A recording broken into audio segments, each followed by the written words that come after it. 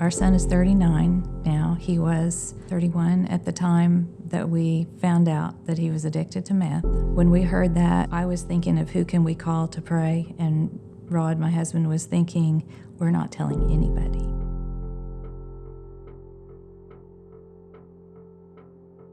You just feel like no one else has ever gone through this.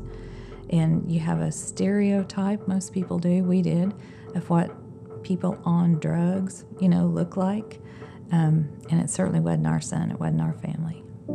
Substance abuse affects so many families. It's amazing how it doesn't pick or choose. We got that dreaded call in the middle of the night that no parent wants to receive. And she had been arrested, and she was in jail.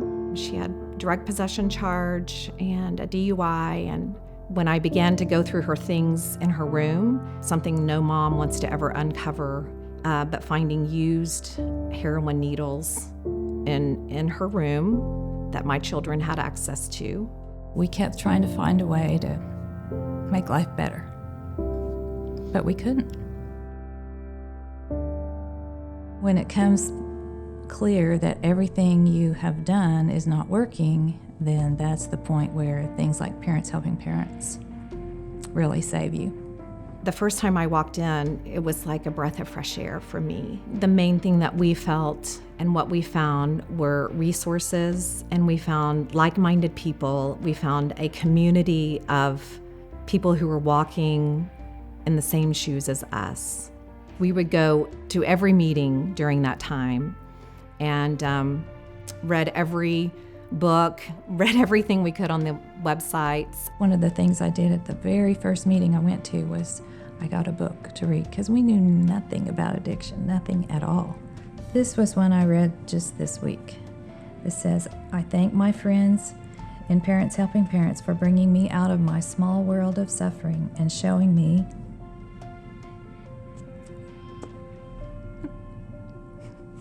a better way to live."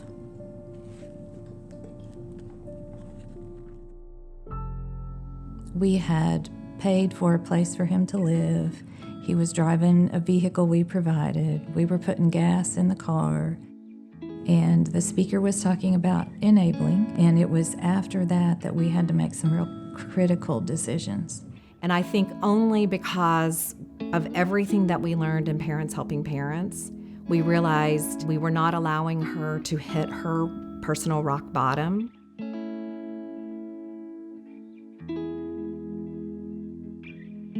And we slowly began to build trust with one another.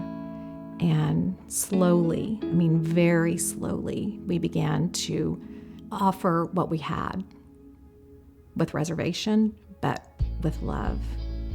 There's addiction in almost every family.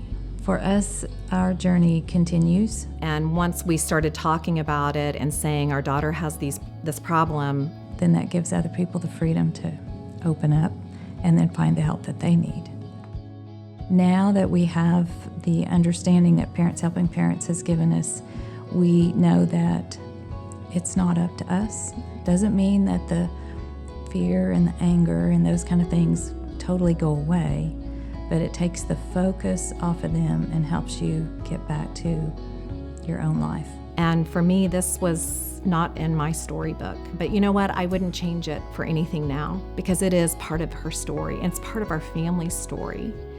And it's only through the brokenness that we find true redemption. And we're still waiting for that time. We have hope, and we can spread that hope to other people, that we can all be better in the process while we wait for our children. It's a common perception that substance abuse is a victimless crime and that it just affects the individual. It's the whole family that has to be in recovery. The whole family has to get help, because the addict or the person who's walking through it, they're not going to get well until the family gets well. That's where, with Parents Helping Parents, it provided healing and help for our family so that we could be there and be able to walk this journey with our daughter, who is now in recovery. Just don't give up hope. When things seem to be like they couldn't get any worse, a loved one continues to struggle. Patience, compassion, love, accountability, it all plays together. We were at the point of despair, just despair. I really don't know where we would be right now if we had not found Parents Helping Parents